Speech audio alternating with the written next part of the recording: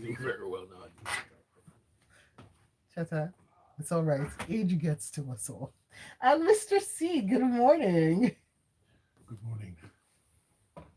Mr. C, Good morning. there we go. All right, for youtube.com/smooth981 FM Lagos, do make sure you join us up on that platform and send your messages up on the live stream so that we can see what you have to say about these stories. You can also send messages via WhatsApp to 0809 4440981, or you can take things to Twitter by using the hashtag FreshlyPressed981. So we're going to start things off now with this news in from the Punch, a newspaper. Gunmen attack Anambra military Thank you. checkpoint, 5 killed. This happened in Isofia community in the Agota local government area of the state. Mrs. Z, can you take us through what happened and what the ramifications are for this? Okay, so very quickly, on Saturday, two soldiers were attacked and killed by unknown and unidentified gunmen, and in a reprisal attack by the remnants of these military checkpoints and other security forces, they opened fire on these unidentified hoodlums and killed four of them, and the rest took off. Now, what is interesting is this is not the first time an incident like this will happen in the southeast, and particularly in Anambra Remember. State. But I think this is one of the first times, I may be wrong, that we've actually engaged them real time and actually managed in killing some of them. It's just that they couldn't get any survivors. But I understand the police is looking for the survivors. Some went away with bullet wounds, and will be combing the hospitals and local treatment centers. But it speaks to the renewed determination of the Anambra State government to tackle headlong the issue of insecurity in that state and to make sure that the state remains inhospitable for violent armed men who are determined to break law and order in that state. So we continue to watch. Our thoughts go out to the families of the soldiers who lost their lives, and I do pray that the perpetrators of this dastardly act are brought to book. But it's also a lesson that we can learn from, other states can learn from the Anambra State example. You must have forces who are ready real time to respond to incidents like this. If we can prevent them, when they do happen, we should be ready to contain them as soon as they happen. And if possible, get perpetrators brought to book. And hey, curious for the cross agency agental the joint security corporation, military, police, and other security agents. Correct. A good percentage of Nigeria's insecurity issues are because of intersecurity rivalry, intersecurity agency rivalry. So you see that when they begin to talk to each other and all of that, things tend to get better. All right, now let's move things along to our next. Oh, this is a very interesting one from the Daily Trust on the Naira redesign. ISWAP abandons, put in quotation marks, Nigerian currency, taxes farmers and traders in CFAs. The Shura Council of the Islamic State of the West African province, that's ISWAP, has banned Naira as a means of transaction for the illegal tax that it collects from farmers and fishermen. Cheta, what is this about? Yeah, I mean, something that I've talked about on this show before and was roundly picked on by supporters of a certain bent. Um, ISWAP for some years now, at least since 2016, has been trying to create new facts on the ground. They essentially tax trade that happens and economic activity that happens within the territory that they control. And there's a so in terms of state formation, people need to understand that there's a difference between what we want and what is again using that expression facts on the ground. And ISWAP de facto controls some territory. They have a Shura Council which has four governorates, four provinces that are centered around the Lake Chad region, all those Malofatory and all those places, the Sambisa Forest, Timbuktu, which is all the way in Mali, and Tumbuma. And each one has a wali that heads them and their own governing structures, and they report to the Central Council. ISWAP basically is the Islamic State trying to reorganize so that they will go back to the Middle East, which at the end of the day is their ultimate goal. And taxing economic activity is a way of fundraising. So they've, and this is now me interpreting, moving from the Naira to CFA is essentially them saying that the move by the governments, by the Nigerian government in Abuja, will destabilize their fundraising activities.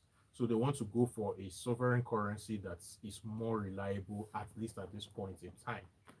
I think the question that we should be asking is whether they would successfully pull it off. That area, that's intersecting area where Borno state of Nigeria intersects with Difa in Niger, Chad, and Cameroon, essentially has been ungoverned space for a very long time. And I'm talking even pre Boko Haram. People used to move in and out as they pleased because that was their reality. Which means that it is easy or relatively easy to get your hands on the CFA, which is used by Cameroon, Niger, and Chad. The only difference is that both Chad and Cameroon use the Eastern CFA, while Niger uses the Western CFA, but CFA is CFA ultimately. So essentially, this is, again, it's part of the moving along of the whole thing. What we are watching is proto-state formation, and the question remains whether the Nigerian government can reassert its authority. And whether the people wanted to, because they appear very willing to pay this Because it's money. who can guarantee at the Their end of the day. safety. So what is the government's number one function? A lot of people say it's provision of security. I would say no, it goes lower than that. It's adjudication. If the three of us here go off to live in some desert island, we are friends right now. But at some point, natural as is human nature, a dispute will arise. I will become the general, take over the You island. see, that's where the and problem, force you that's to- where to the work problem for me. starts from. Yes. You want to be the general. I want to be the general. So we need to settle. Mm. When that happens, we will need a trusted third party to arbitrate that dispute between us. The trusted third party will need to trust its judgments, and we will need to give it a means to enforce that judgment. There's only one third party here. That's Mr. C. He Who has would his own become- agenda. Who would become that trusted third party. So we'll need to cede the tools of violence to him in order to be able to enforce whatever judgments he has, which means he effectively becomes the government, not me, not you. Mm. So what has happened in many parts of those places, and there was a long article in the UK Guardian back in 2016 that explained this. Essentially, the insurgents who had been able to guarantee, number one,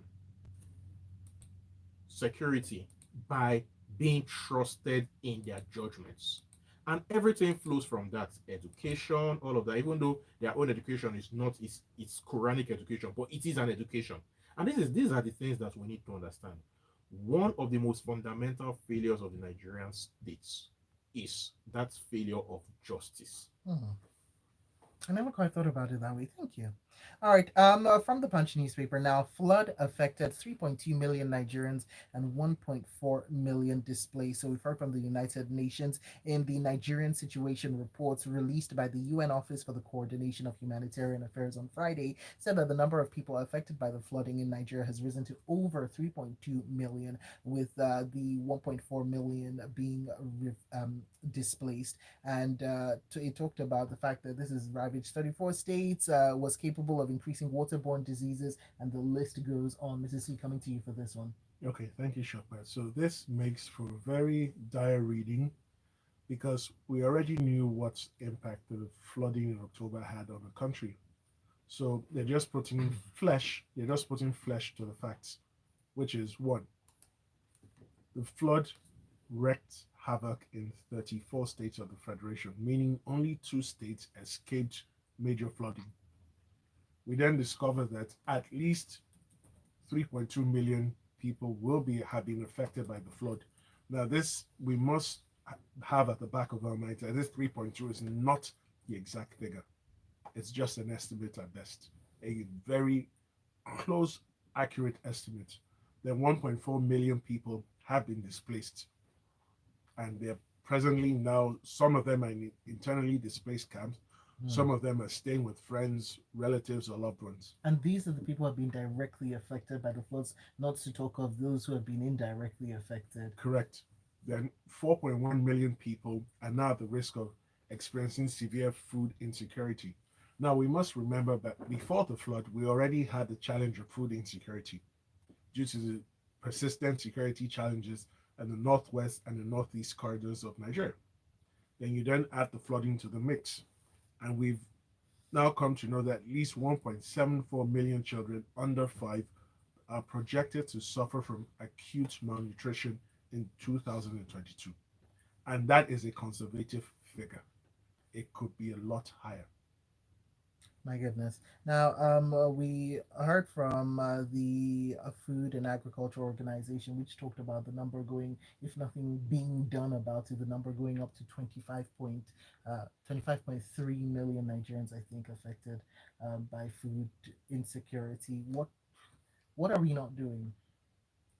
So that's a very interesting question, because first of all, we must understand what has gone wrong. Then we then know what we need to do, and then decide how we're going to do it. Now, what has gone wrong? 569,000 hectares of farmland were destroyed by the flooding. So your staple food stuff like rice, cassava, plantain, all affected, right?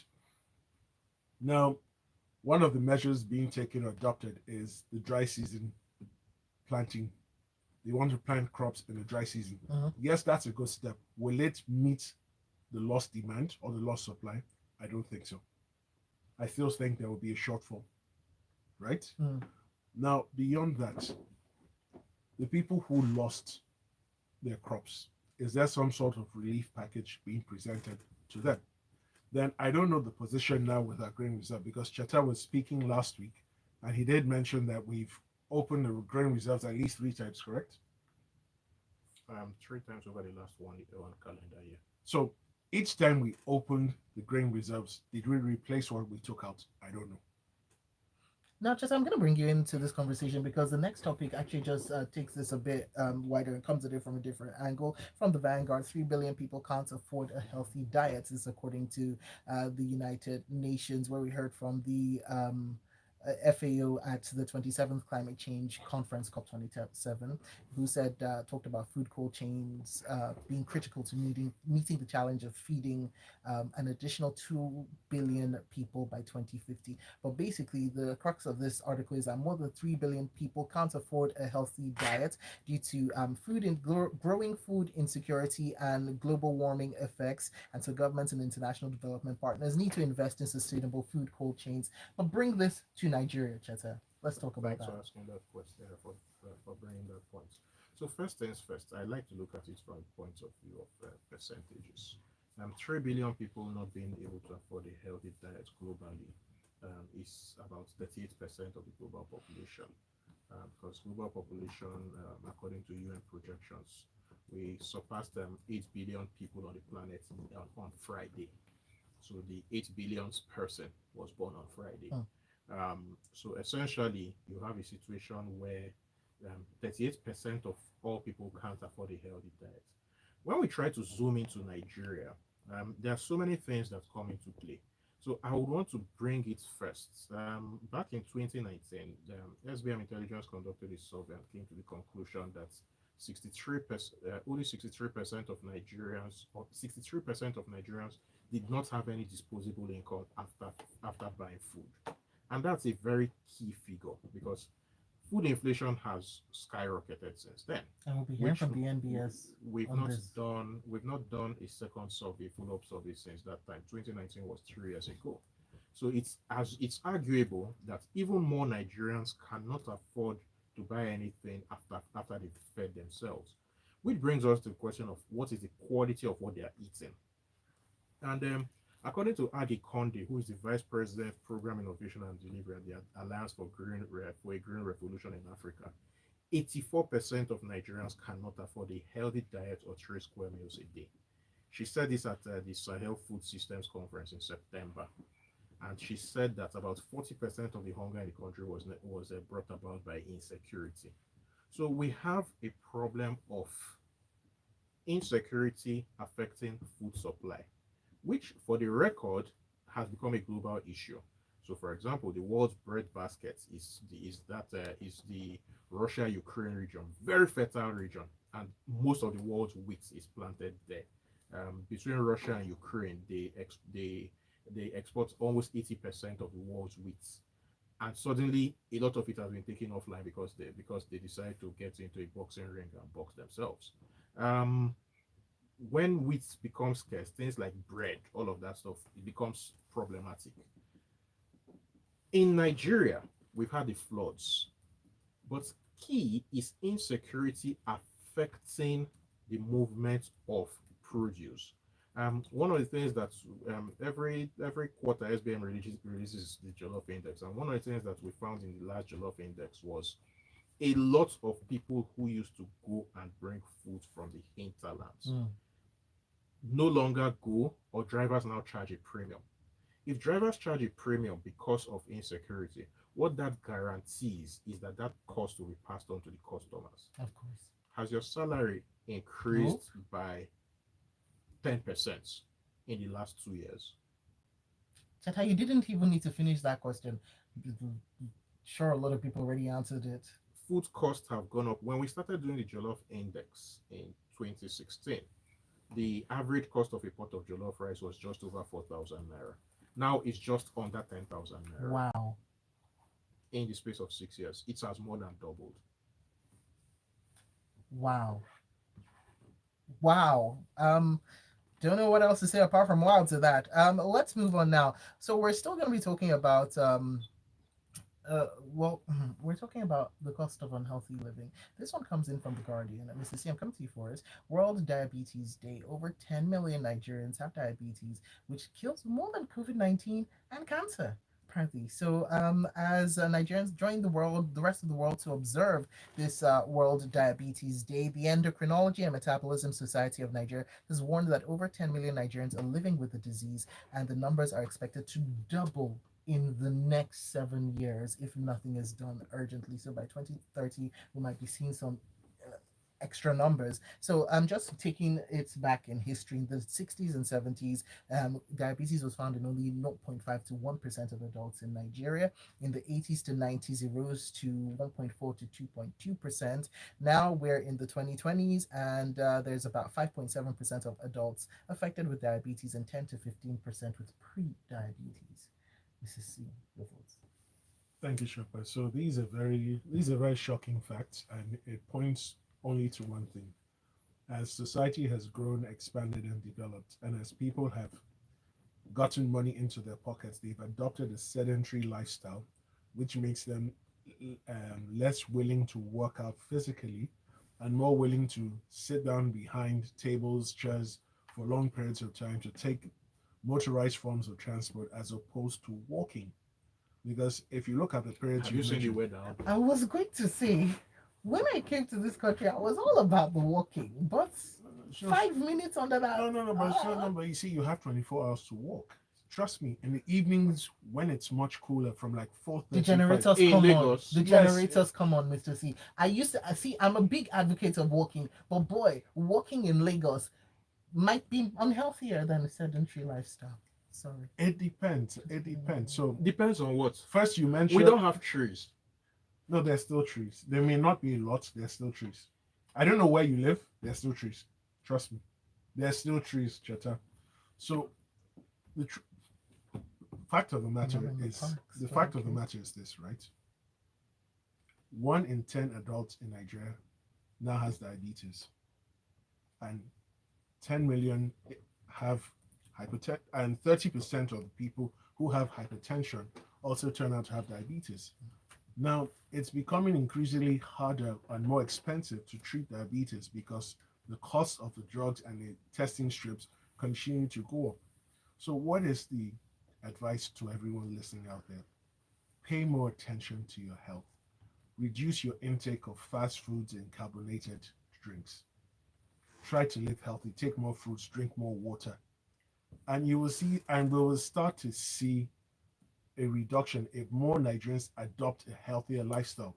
This is because we've chosen, for varying reasons, including the weather, as Cheta has pointed out, not to live the sort of healthy lifestyles we want to live. I agree with the whole utopian thing, in theory, because let us be practical. Okay, we both live in Lagos. Yes, sir. On Friday, in short, this thing happened to me twice this week. On Wednesday, I was ordered by clients to come for a meeting. I was like, okay, let's do this thing on Zoom. He was like, no, I want to see you. I mean, I define contracts. So I entered Moto. Do you know how we did the meeting? On Zoom. You know why? In traffic. I was on Ozun Bambadiwe for 2 hours. He was on Admiralty for 2 hours. So he was like, okay, let's just do. So in traffic, we did it in on Zoom as of the level of last beginning. Wow. On Friday, same thing. In short, it was here that I ended up on Friday and left here by 11 because of traffic. And then you want me to get home at 12 midnight and start to waka. Not so that they will slap me and collect my phone. Cheta, not 12 p.m. Cheta, it's 4:35. You can walk at 7 p.m. Cheta. When I'm in traffic, you see the thing about these rich men. They are so removed from the realities of life. I'm telling you that I was I said, because of traffic, I came here back to see that because my office is in Ikeja. I had a meeting in VI. When meeting finished, traffic was so heavy. So I came here generally at least. Schools will always open their doors for me. So I came here gradually and sat down and ended up gisting with the IT department. All of them were here. Until 11, that was when we started going back to our various domots. And then you're telling me that I should have worked at 7 p.m. Where in the 7 p.m., where was that? When the average Nigerian who lives on the mainland and works on the island, like I keep saying, this is the problem with Nigeria's elite. They live such cloistered lives that they are so far from us. Excuse me, Cheta, I'm not part of the elite. And people, even people who commute on the Third Mainland Bridge daily will get home at some point in time. And when you at 11 p.m. Fantastic. Or to be accurate, at 23:55, because I took a picture and put it on Instagram and Twitter when I was in traffic. 23, that's 5 minutes to midnight. To be fair, you want me to trek at 5 minutes to gentlemen, start going I'm on taking it to the messages. I to can't deal with midnight. this anymore. Tayo says, Mr. C must be staying in an estate. You are what you eat, people. Diabetes is real. And speaking of traffic, we are enjoying Lagos traffic on my way to it there. Chris from Aja says, healthy living is extremely expensive. Fruits are hyper expensive. Ike says, clearly, Mr. C is an Ikoyi boy. Trees? Where? Hunger is already helping us stay lean and angry. Yeah, but access to good food and the right kind of food is what we need, and that might not be what we have. I agree completely. But you know what? You know the easiest thing to get? Indomie. Seriously. Thank you. Seriously. Noodles. Oranges are cheaper than noodles. Cheta. Oranges are cheaper than noodles. Mr. C, oranges are basically the same price as noodles right now. How much are noodles? Oh my gosh. How much are noodles? Oh, because you don't eat noodles. I'm not about to start. Prices. You see the thing about the elite? It's not the elite. How much are oranges? How many oranges will you squeeze inside your mouth for you to belly full? Mr. C. So my stomach isn't as big as yours. So with 100 Naira, I'm done. Gentlemen, we move on. No, now this is hate speech. Like Mohammed, where are you? We move on. But oranges are like 120 Naira. Where? Not in Ikoyi, Shopper, regular He's Lagos an prices. Ikoyi boy. I'm not Moving on, Nero Cello from Milgudu says, I'm glad the flood waters are receding. However, Soludo's government and the federal government did absolutely nothing for the people of Anambra. He goes on saying Mr. Governor is playing to the gallery, and it's on record that he has distributed relief materials and funds. And no, Nara, we're not skipping some news on purpose. We take what is in the put in the newspapers. That is what Freshly Pressed is about. We review the articles. So that is it. And Tony from Marine Beach says, I don't understand how we'll stop importing rice to start planning and then make our matters worse in the process. Aren't we supposed to have cheaper rice now that we're planting here? Well, if is not underwater. I think it's important to this, if you don't mind, because this rice thing is people need to be informed about it. For instance, Nigeria's rice supply locally produced rice. Nigeria's demand began to outstrip rice supply in 1976. And since then, with the exception of 1988, we have never met demand ever. As of when they put rice on the import restriction list, demand was twice supply. Now demand is 7 million metric tons per year. Supply as of the end of 2021 was 5 million. So even with all the focus on grow rice, which happens to the detriment of a lot of other crops, we couldn't meet demand. In a sensible situation, what you do is you import to fill the shortfall. But no, we insist on not importing, and the shortfall continues. Now we have lost a lot of rice paddy because of the floods, and we are still insisting on not importing. So smuggled rice will become the bin. It's going to become even more next year. Otherwise, people will starve. Okay. Just going through the messages, it seems that judgment is upon you. A lot of people have said that you could have walked rather than just sitting around gisting with the IT guys. Somebody walk going as far across as the to whole say, third mainland bridge. Yeah. In this, No, walked while you were waiting for traffic to recede. There have been names called. We'll read them off air, such as lazy. Up on YouTube, Vincent, welcome to the feed. so I should come back to Smooth FM sweating, doing opof like a Christmas goat. And up on YouTube, Blake Lawal It's says, good to know my enemies.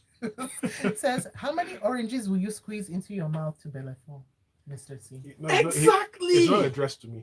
I know, but I'm pretty sure it was for you. True. Just True, I'm good. like Hey, Vietnam true. named no The names small when they ones. said people should be kind to each other or countries should respect each other. They were talking about Wait, the US and so China. you will just eat 2 olome and you'll be bellyful. 2 small ones, yeah. Hi, I'm so jealous of you. Why? Wow, my goodness. I need my by the a way, proper bowl of the right stuff there are so many messages about this. People are really so with good egusi soup Really? Christian and from enough Lekki. goat meat. Cheta, moving on. Christian from Lekki says 100 naira, Mr. C. That can't even get you one bowl of orange. Seriously. Seriously. You Listen, obviously don't go to the market, elites are Mr. so C. far removed You from don't the go to from the things market. facing I'm the rest talking of about us the every regular northern guys who sell fruit. I can give you several locations. Yes. Okay, Yes. we'll talk off air. We'll talk off air. Gentlemen, this is how we didn't get to the other stories. Let's see if we can put one more in. A rail modernization program to connect state capital. Go ahead, Cheta, on what the Minister of Transportation assuring Nigerians that the federal government's rail modernization program would connect every state capital in the country. Is Your it not the thoughts? same? Is it not the same guy that a few weeks ago, talked about how we are going to collect loans from Turkey and what was it? Turkey and he mentioned one other country that Turkey and Portugal. Yeah. That clearly have financial problems and are not going to be and are looking for China loans. See, this is a good idea on paper, and it's something that they should have done when they came in. You're at the twilight of the administration. We see now that you're talking of. We need rail to connect every state capital desperately. We need it. But let us be honest, this is a sound bite. Because it is clearly not going to be part of the program of this administration. End of story. And end of discussion completely. Freshly Pressed has come to an end, but you can also go online on social media. Cheta is at Chickster, CHXTA, and Mr. C is Monsieur C on Twitter. So MONSIEUR and then C with a triple E. So at the end of the day, gentlemen, from all the many messages that have come in, Lara, Tayo, Dami, Funke from Mikui, Joshua, Dr. Ian, Mary, Idema Puza, Bukun, the list goes on. We have come to 2 very definite conclusions. Cheta is lazy, and Mr. C is an Ajebota Ikoyi boy. Thank you. And coming up, 8:15 sports All the inside the people that are locker saying room. that lazy, Really? can they enter ring and beat me? Moving on. The headlines. The story. The judgments have come in. Both of you.